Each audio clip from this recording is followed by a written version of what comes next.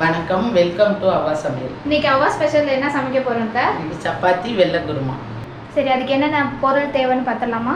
வேண்டியது பச்சை பிரஸ் பட்டாணி, பீன்ஸு, உருளைக்கிழங்கு, கேரட், தேங்காய், வெங்காயம், பச்சை மிளகாய், தக்காளி, முந்திரி, பட்டை கிராம், இஞ்சி பூண்டு விழுது.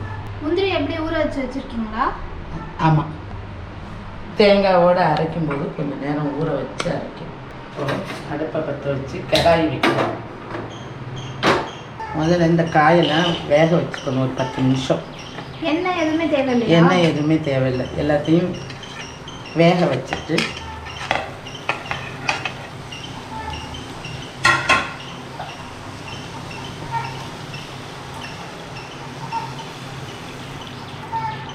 இதெல்லாம் முழுகிற அளவு தண்ணி ஊற்றினா போதுமா? போதும்.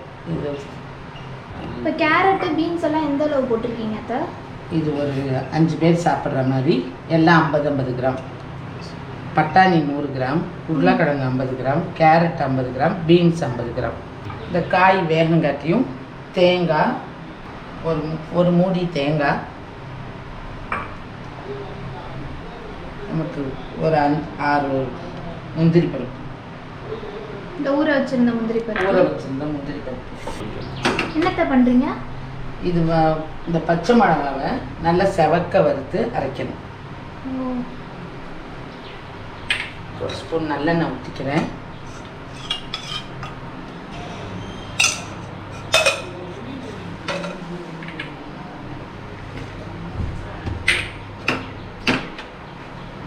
வறுத்து போட்டால் தான் டேஸ்ட்டாக இருக்குங்களா? வறுத்து போட்டால் தான் நல்லா டேஸ்ட்டாக இருக்கும்.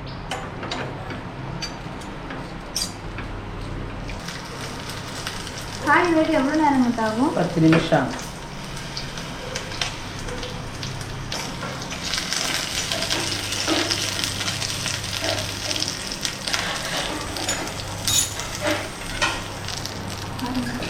இந்த அளவுக்கு செவக்கணும்.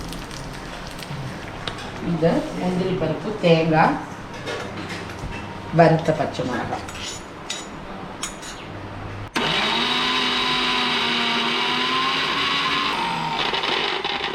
தண்ணி எதுவும் ஊற்ற வேணாமாங்க? தண்ணி கொஞ்சம் ஊற்றணும்.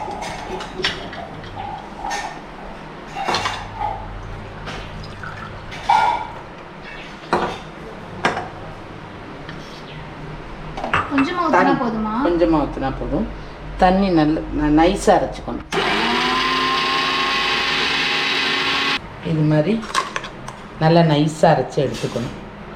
தேங்காய், முந்திரி, பச்சை மிளகாய்.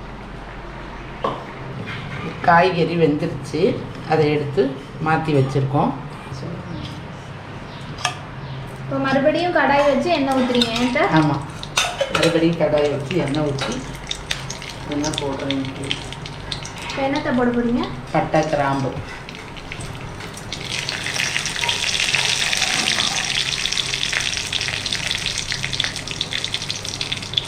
அடுத்து இஞ்சி பூண்டு பேஸ்ட்.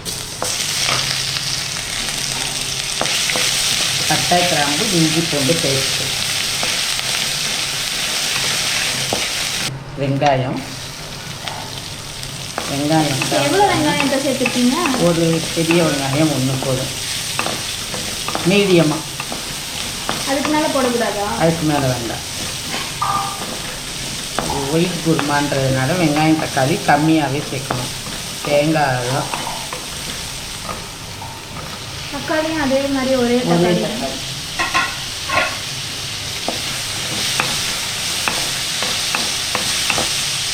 இதில் கொஞ்சம் உப்பு போட்டுட்டா நல்லா வதங்கும்.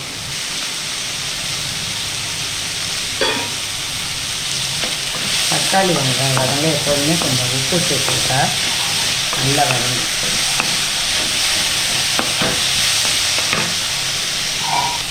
இது நல்லா வதங்கினோடனே ஒரு டீஸ்பூன் தனியா போடணும். 1 ஸ்பூன் தனியா.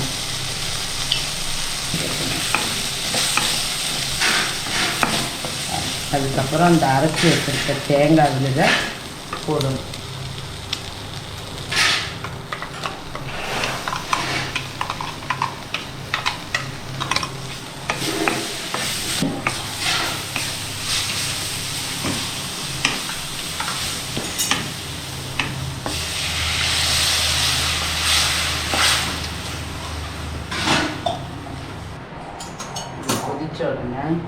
இந்த காயும் போட்டு கொஞ்சம் பால் ஊற்றும். இப்போ இந்த காரத்துக்கு இப்போ நம்ம பச்சை மிளகா வண்டி தான் சேர்த்துருக்கோம், வேறு எதுவுமே கிடையாது. வேறு எதுவும் சேர்க்கலாம்.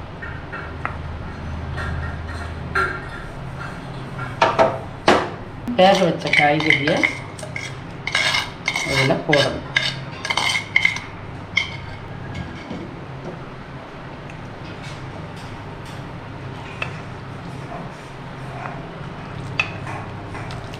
இப்போ எவ்வளோ நேரம் இது கொதிக்கணும்? இது ஒரு 10 நிமிஷம் கொதிச்சா தேங்காய் பால் வாடக்கும், தேங்காய் அரைச்சி ஊற்றிருக்கணும்.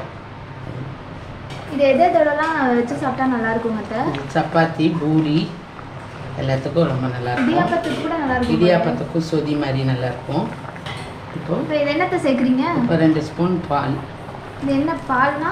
தேங்காய் பாலா? தேங்காய் பால், பசும்பால். இது எதுக்கு தான் சேர்க்குறீங்க? இது ஒரு டேஸ்ட்டு தான். பால் ஊற்றி 5 நிமிஷம் கொதிக்கணுங்களா? கொதிக்கணும். கொதிச்சோன்னா கலர்ஃபுல்லாக வரும். பச்சை, சிகப்பு, ஒயிட்டு, ரெட்டு எல்லா கலரும் வரும். 10 நிமிஷம் கொதிச்சிருச்சு. இப்போ ஆஃப் பண்ணிக்கலாம்.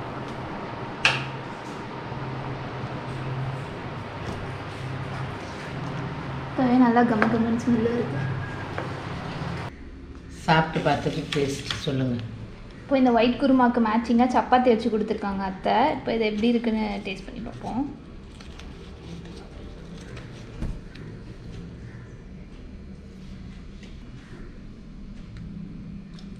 நல்லா டேஸ்ட்டாக இருக்குது. அந்த தேங்காய் முந்திரி அரைச்சது வந்து அந்த பேஸ்ட்டு சேர்ந்துருக்கனால நல்லா திக்காகவும் இருக்குது. அதே சமயம் அந்த முந்திரி தேங்காயோட டேஸ்ட் நல்லாயிருக்கு.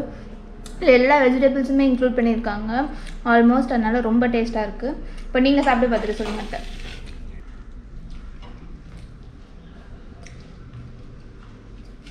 சூப்பராக இருக்குது. இந்த குழந்தைங்களுக்கு எல்லா காயும் சேர்த்து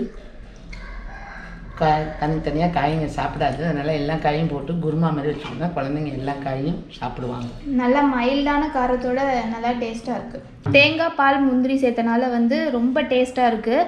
ப்ளஸ் இதில் வந்து பச்சை பட்டாணி, உருளைக்கிழங்கு, கேரட்டு, பீன்ஸு எல்லாமே சேர்த்துருக்காங்க. ஸோ இன்னும் டேஸ்ட்டாக இருக்குது. சாப்பிடாதவங்க குழந்தைங்களுக்கு கூட இதை கொடுத்தா நல்லா ஹெல்த்தியாக இருக்கும். அண்டு காரமும் ரொம்ப மைல்டாக இருக்கனால சூப்பராக இருக்குது. இன்னும் 2-3 சப்பாத்தி கூட சேர்த்து சாப்பிடுவாங்க. இன்றைக்கி டேஸ்டியான ஒரு ஒயிட் குருமா ரெசிபி வந்து அவ்வா கிட்டேருந்து கிடச்சிருக்கு. ஸோ இதே மாதிரி இன்னொரு ரெசிபியில் வந்து அவங்க உங்களை மீட் பண்ணுவாங்க. இந்த வீடியோ பிடிச்சிருந்தா லைக் பண்ணுங்கள், ஷேர் பண்ணுங்கள், அவ்வா சமையலுக்கு சப்ஸ்கிரைப் பண்ணுங்கள். தேங்க்யூ.